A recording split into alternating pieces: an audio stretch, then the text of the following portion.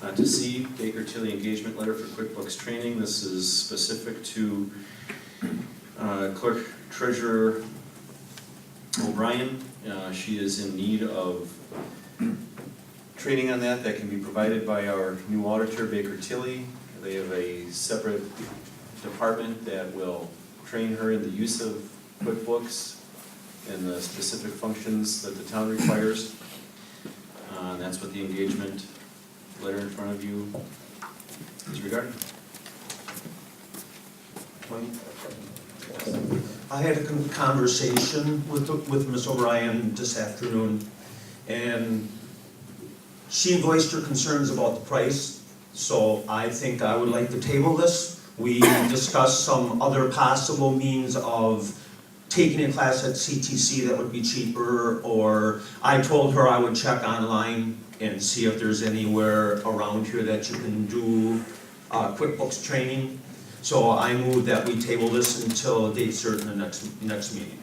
Well, there are certainly other venues for training, but the fact is Baker Tilly is going to know, since they're our auditor, they're going to know what she should be trained in, how she should be trained, and time is of the essence. We don't know when classes at CTC start, or perhaps you missed it. Okay. So the fall session was the first part, the spring session is the second part. I started right in between. Okay, so CTC is not even an option. If there's a second to your motion to table, is there a second for the motion? Second. Roll call vote, please.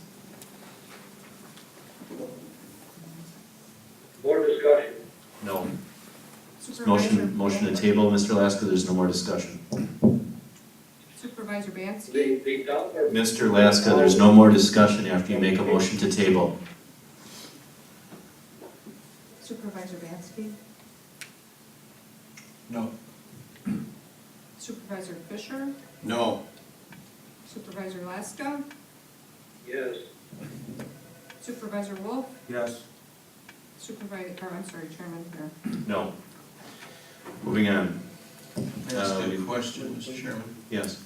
Because The motion Failed. so we can continue to discuss the topic. Yes. That's what you meant by moving that.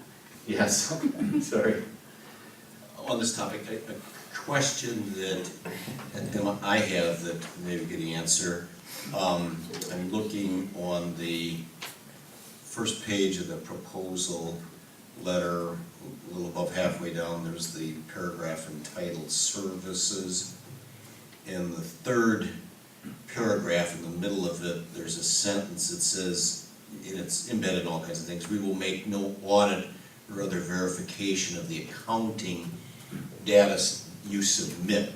Am I to understand, if we were to accept this proposal, the training which they are offering or proposing to provide would in fact be on the town of Waukesha's accounting system and books, other than, as for example, if we went to CTC or something, that would be a more generic and sterile type of thing, so they'd be training us, and I see Clerk Treasurer O'Brien shaking her head, yes, so it would be on our books. I don't necessarily have an issue to that. I can see some advantages to that, because it clearly would be relevant to the operation of our books, rather than something that was simply kind of antiseptic or sterile. The issue that I do have, though, with it, and I don't know whether you can use this opportunity to get that cleaned up, is the whole issue about who in fact does have access to our accounting system. I indicate, I mean, they obviously disclaim that any work that they do on that's going to have any kind of representations or anything, but maybe that's a topic for another point in time. But I have great concern about the security of our accounting system, people who have other than read-only access to it. So that's a bit of a side issue. I like the idea of training on our books, but I'm concerned about who has presently or who has in the past had access to it. I don't know that that answer can be provided in the context of this training if we approve it. I would sure like it if it could. I did ask that question, the access, there will be no individual access granted to a trainer. The access is gonna come through Jeannie, so it will be Jeannie's access and not, anybody outside.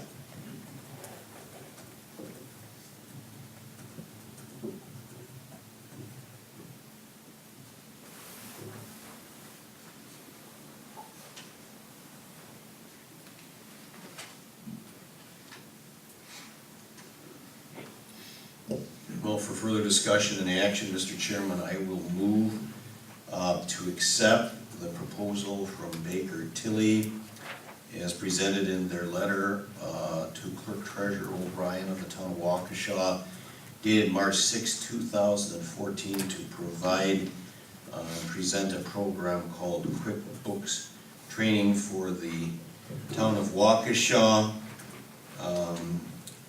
with the understanding that the cost of providing that will not exceed the amount that they have identified in their proposal, which I believe at the bottom of page 204 is estimated not to exceed $2,400, which is 16 hours of time and $150 an hour, and I so move. Is there a second? I'll second for discussion.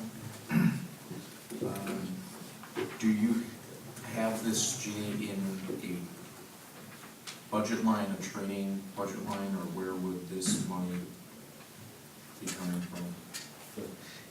We've actually discussed that before, out of the clerk's salary. We have plenty of money left over in that because we had a vacancy of clerk Salentine for quite some time, so there's plenty of money in the clerk's budget for that. In the salary line, so we'll need to do a budget amendment to move that? Yes. Is what you're suggesting? Yes.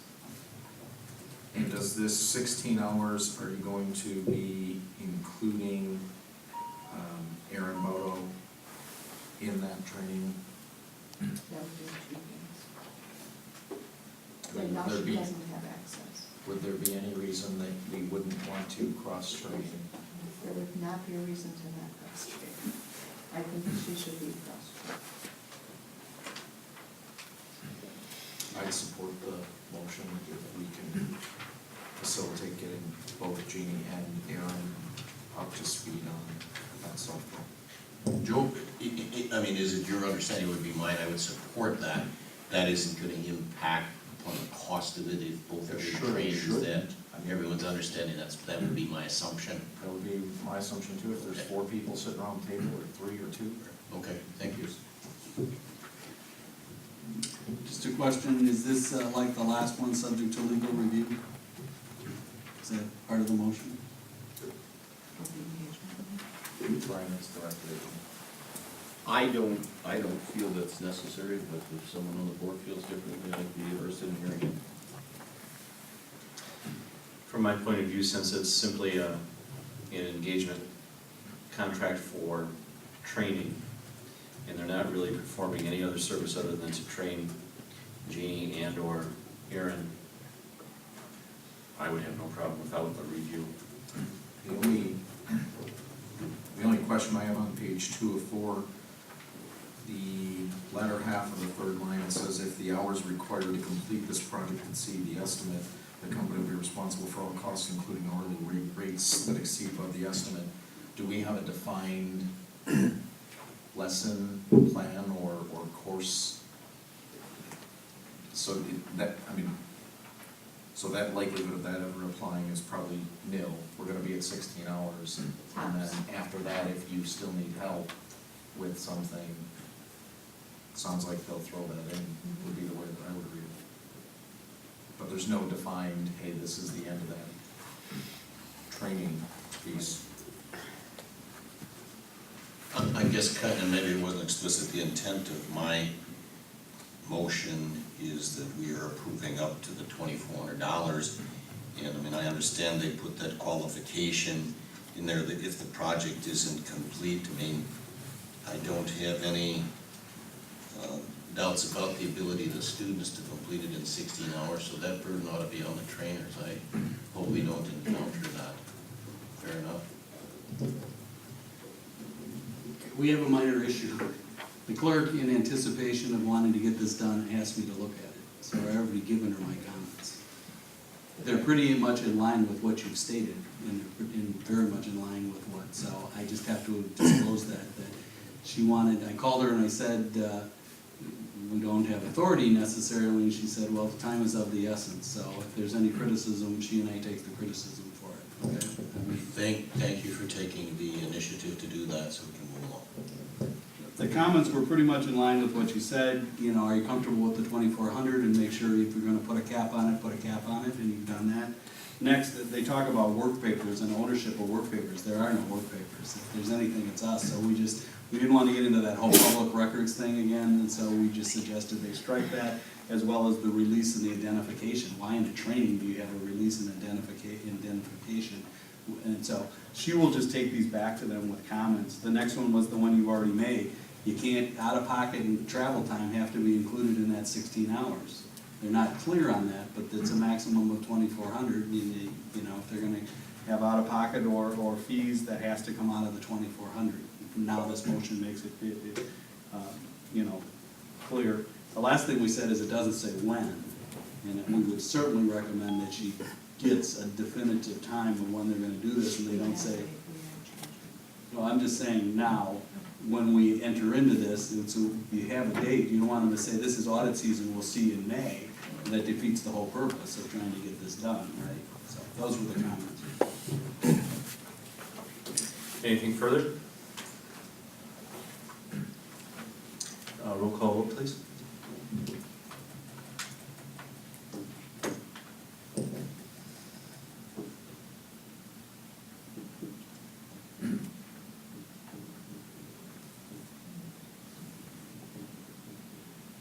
Supervisor Fisher, Yes. Supervisor Laska, Yes. Supervisor Wolf, Yes. Chairman Merrick, Yes.